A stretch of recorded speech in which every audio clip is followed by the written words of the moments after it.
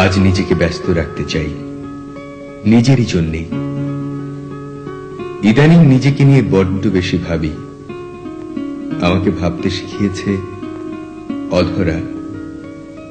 অধরা, কেমন আছো? অনেক দিন তোমার কোনো সংবাদ জানি না। নিঃশব্দে বেরিয়ে পড়ি বাস ধরব বলে। আমার বাড়ি থেকে বাস স্টপেজ মাত্র 1 ক্রোশ। দাঁড়িয়ে আছি, বাস এসে থামল। আমি তাকিয়ে আছি বাসের পাদানির দিকে, কখন জায়গাটা খালি হবে। পাদানিতে শেষ যাত্রীর পা, একজন রমণীর। আমার মনে পড়ে যায় এই পা কোনো একদিন আমার বুকে উঠেছিল। মুখের দিকে তাকাতেই দেখি অধরা। অধরা, কেমন আছো? ভালো, আপনি কেমন আছেন? নিজের কাছে অবাক লাগে, অধরা কখনো আপনি বলেনি। আমার আর্কিটেক্ট, নাম মাধব সরকার। আমার নাম সাধন রায়। অধরা নীরবে চোখ তুলে বলল, বাসায় আসবেন? আচ্ছা, যাব। অধরা চলে গেল। বাস অনেক আগেই চলে গেছে, শুধু আমি একা দাঁড়িয়ে।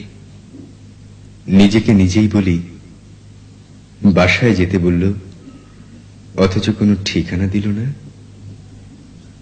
স্বামী আর্কিটেক্ট, নামধামও বেশ আছে মাধব সরকারের। হয়তো সন্ধান করলেই পাওয়া যাবে।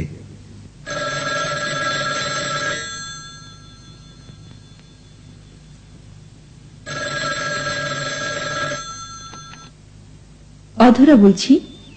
আমি সাধন রায়। দোহাই, আমার ঘর ভেঙো না। বিশ্বাস করো, তোমার বাড়ির আঙিনায় আমার ছায়া যেন না পড়ে, সেজন্যই তোমার ঠিকানাটি দরকার। সত্যি বলছো? হ্যাঁ, সত্যি। 101 বালিগঞ্জ, পিকনিক গার্ডেন। ভালো থেকো, রাখি। আমি আজ ব্যস্ত রাখবো নিজেকে। চলে যাই অধরার বাসায়। তখন সবে দুপুর 12টা। অধরা হতবাক, ব্যস্ত হয়ে বলে, তুমি? হ্যাঁ, আমি। ভয় পেলে? না, মানে তোমার তো আসবার কথা ছিল না কখনো, এই তো। কিন্তু আজ তোমার কাছে একটি জিনিস চাইতে এসেছি। কি? তুমি আমাকে একটি চুম্বন করবে, আর আমিও। অসম্ভব। কি করে সম্ভব হয় সেটি তোমার ব্যাপার। দোহাই সাধন, আমার সংসার ভেঙো না।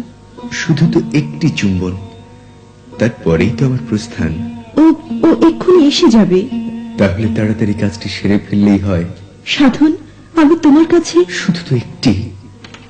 হৃদয় কাঁপিয়ে দরজায় কড়া নড়ে ওঠে। অধরা নিজেকে সামনে নিতে পারে না। আমার মাথায় আঘাত করে ভালোবাসার ফুলদানি।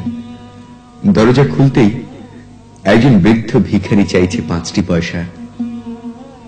অধরার চোখে মুখে অপরাধ, আমার মাথায় রক্তের ফোঁটা। ভিখারি বিদায় নিয়ে চলে যায়। অধরা আমার ঠোঁটের ওপর ঠোঁট রেখে বিষ ঢেলে দেয়। আমি তখন ক্লান্ত। অধরা চোখ তুলে শুধু বলল, আবার কবে আসবে? এভাবেই।